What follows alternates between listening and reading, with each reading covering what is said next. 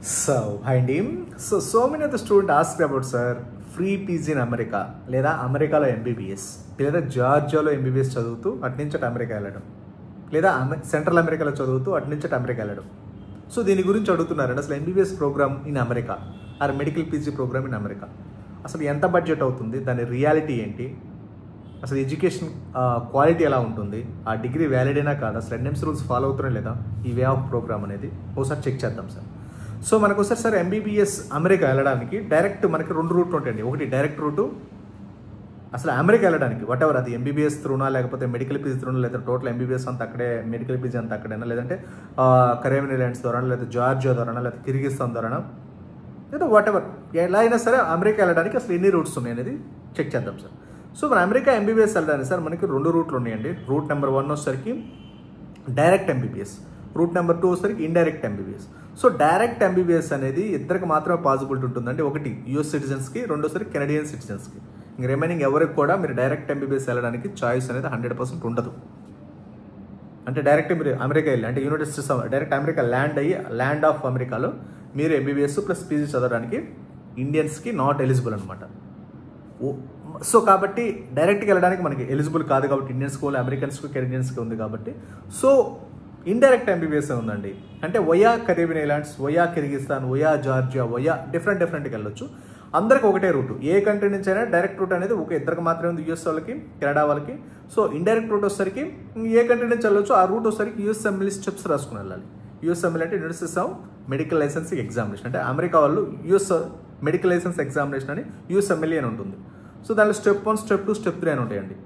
So ఈ steps అన్ని clear చేసుకుంటే మీరు డైరెక్ట్గా మీరు అమెరికా వెళ్ళొచ్చు, అక్కడ పీజీ చేసుకోవచ్చు. సో ఈ డిగ్రీ వ్యాలిడా కాదా అంటే మనకి యాజ్ పర్ ఎన్ఎంసీ రూల్స్ ప్రకారం మనం ఒక కంట్రీ వెళ్ళాలన్నా లేదంటే వెళ్ళాలి కాబట్టి మళ్ళీ ఎందుకంటే ఆ డిగ్రీ వ్యాలిడ్ అవ్వాలంటే సో ఫస్ట్ వచ్చేసరికి జార్జియా నుంచి వెళ్తే ఆ డిగ్రీ వ్యాలిడా కదా చెక్ చేద్దాం, అమెరికా నుంచి వెళ్తే ఆ డిగ్రీ వ్యాలిడా కదా చెక్ చేద్దాం. సో ఇప్పుడు జార్జియా నుంచి వెళ్ళేటప్పుడు ఫర్ ఎగ్జాంపుల్ మీరు యూఎస్ఎంఎల్ క్రాక్ చేయాలన్నా, నెక్స్ట్ ఎగ్జామ్ క్రాక్ చేయాలన్నా 100% సార్ మీకు ఇంత ముందే చెప్పుకున్నానండి. సో లేదా మన doctor pitch abroad MBBS YouTube channel number of videos ఒకసారి చెక్ చేయండి. సో అమెరికాలో మీరు అమెరికన్ స్టాండర్డ్స్ అవ్వచ్చు లేకపోతే ఇండియన్ స్టాండర్డ్స్ అంటే నెక్స్ట్ ఎగ్జామ్, అదే అమెరికన్ స్టాండర్డ్స్ అంటే యూఎస్ఎంఎల్ ఎగ్జామ్. మనం ఆ స్టాండర్డ్స్ మనము క్రాక్ చేయాలి అంటే జార్జియా గురించి మీరు ఫస్ట్ ఆఫ్ ఆల్ తెలుసుకోవాలి. జార్జియా అనేది ఒక చిన్న కంట్రీ అండి. పాపులేషన్ వచ్చేసరికి ఒక 20 లక్షల పాపులేషన్. అంటే 20 లక్షలు అంటే మన హైదరాబాద్లో 1/6 ఆర్ 1/5 లేదా 1/10 కూడా మనం చెప్పలేము. అంటే ఒక స్మాల్ ఒక ఎల్బీ నగర్ అంత ఉంటుంది. సో అంత చిన్న కంట్రీలో మీరు ఎంబీబీఎస్ చదివితే యూఎస్ఎంఎల్ అంటే అమెరికాలో లైసెన్స్ ఎగ్జామ్ క్రాక్ చేయాలంటే ఆ స్టాండర్డ్స్ ఉన్నాయో లేదో చెక్ చేసుకోవాలి కంపల్సరీగా. అసలు జార్జియా అనేది ఎన్ఎంసీ రూల్స్ ఫాలో అవుతుందో లేదో చెక్ చేసుకోవాలి. సో కంపల్సరీగా వస్తారు సార్ ఆ కంట్రీ నుంచి వచ్చేసరికి ఖచ్చితంగా వస్తారు మీకు ఎన్ఎంసీ వెరిఫికేషన్ డాక్యుమెంట్ ఖచ్చితంగా కలెక్ట్ చేసుకోవాలి. ఎందుకంటే చిన్న కంట్రీస్లో ఏంటంటే 100% రూల్స్ ఫాలో అవ్వవి, వాటి స్టాండర్డ్స్ ఉండవు, రూల్స్ రెగ్యులేషన్స్ ఉండవు, ఇంటర్నేషనల్ ఏరియా ఉండదు. కాబట్టి మీరు జస్ట్ అడ్మిషన్ పర్పస్ కోసం జార్జియా ఒకటి, వియత్నాం ఒకటి చేసేదండి. కాబట్టి కంపల్సరీ మీరు 1-2 సార్లు జార్జియా లాంటి, వియత్నాం అవచ్చు, కిర్గిస్తాన్ అవచ్చు, ఇలా చిన్న కంట్రీస్ వెళ్ళే ముందు ఖచ్చితంగా 1-2 సార్లు మీరు చెక్ చేసుకుని వెళ్ళాలి. కంపల్సరీగా ఎన్ఎంసీ వెరిఫికేషన్ డాక్యుమెంట్ కలెక్ట్ చేయాలి. అసలు అక్కడ స్టాండర్డ్స్ ఏంటి, క్వాలిటీ ఆఫ్ ఎడ్యుకేషన్ ఏంటి, ఆ యూనివర్సిటీ స్టాండర్డ్స్ ఏంటి. సో వాళ్ళు వెళ్ళారు, మనం వెళ్ళాము, మన ఫ్రెండ్స్ ఉన్నారు, రిలేటివ్స్ ఉన్నారని వెళ్తే తక్కువ బడ్జెట్ అని. ఇంకో విషయం కూడా అండి, ఎప్పుడు కూడా మీరు బడ్జెట్ క్రైటీరియాగా ఎంబీబీఎస్ అబ్రాడ్ డెసిషన్ తీసుకోవద్దు.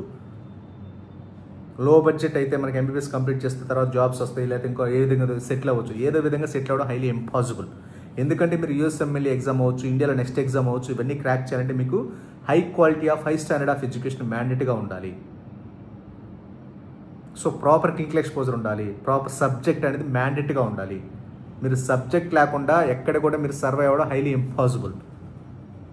మీరు ఎప్పుడు బడ్జెట్ తక్కువ బడ్జెట్ ఉంది కాబట్టి సో మన ఎంబీబీఎస్ జాయిన్ అవ్వచ్చు, తర్వాత ఏదో విధంగా అవ్వదండి. చాలా తర్వాత ఫ్యూచర్లో చాలా స్ట్రగుల్ అవ్వాల్సి వస్తుంది.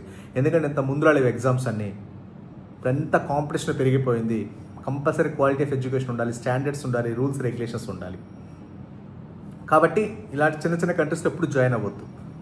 జాయిన్ అయినా సరే 1-2 సార్లు 100 సార్లు ఆలోచించుకొని మీరు జాయిన్ అవ్వండి. ఓకేనండి. సో ఇప్పుడు జార్జియా అనేది చిన్న కంట్రీ, అక్కడి నుంచి మీరు యూఎస్ఎంఎల్ వెళ్ళడం అనేది హైలీ ఇంపాసిబుల్ అండి.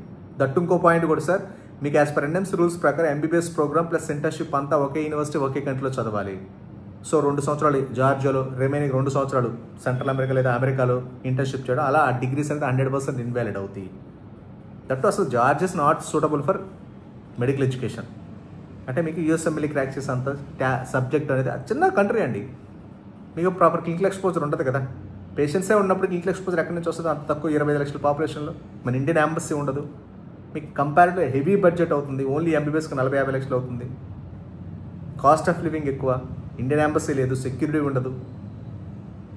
సో వియత్నాం కూడా అంతే. కాబట్టి ఈ indirect MBBS through via Caribbean islands కంపల్సరీగా ఇలా వెళ్ళాలనుకున్నప్పుడు ఖచ్చితంగా మీకు క్యామ్హెచ్పి అప్రూవల్ ఉంటుందండి. Caribbean accreditation authority of medical and allied health sciences రిలేటెడ్గా మీకు అక్కడ మనకి ఇక్కడ నెక్స్ట్ ఎగ్జామ్ అంటే ఎన్ఎంసీ బోర్డు ఎలా ఉంటుందో ఆ కరేబియన్ ఐలాండ్స్లో త్రూ ఓయా కరేబియన్ ఐలాండ్స్ వెళ్ళాలన్నప్పుడు, ఆ central America, south America islands through MBBS program చేయాలన్నప్పుడు ఖచ్చితంగా అక్కడ క్యామ్హెచ్పి అప్రూవల్ ఉంటుంది. ఆ క్యామ్హెచ్పి అప్రూవల్ ఉన్న మెడికల్ యూనివర్సిటీలో మాత్రం చదవాలి. ఆ డిగ్రీ కూడా 100% ఇన్వాలిడ్. ఎందుకంటే అక్కడ ఎంబీబీఎస్ 4 ఇయర్సే, ఇంటర్న్షిప్ ఉండదు, రిజిస్ట్రేషన్ నెంబర్ ఉండదు, ఏ రూల్స్ ఫాలో అవ్వరు.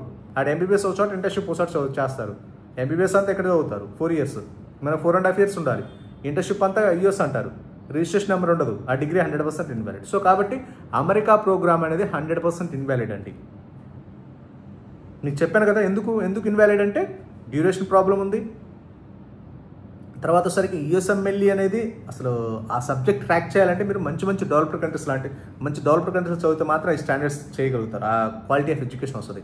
మీ కిర్గిస్తాన్లు, జార్జియాలు, వియత్నాంలు అంటే 100% సర్వే అవ్వరు. తట్టు ఏంటంటే సార్ ఇంకో విషయం కూడా, మీరు వెళ్తే డైరెక్ట్గా వెళ్ళిపోవాలి. 100% అది మీరు డైరెక్ట్ అవ్వచ్చు, డైరెక్ట్ రూట్ లేదు కాబట్టి ఇండైరెక్ట్ రూట్లో ఒక 3-4 కోట్లు పెట్టుకున్నా మీరు సక్సెస్ రేట్ అనేది చాలా తక్కువ ఉంటుంది.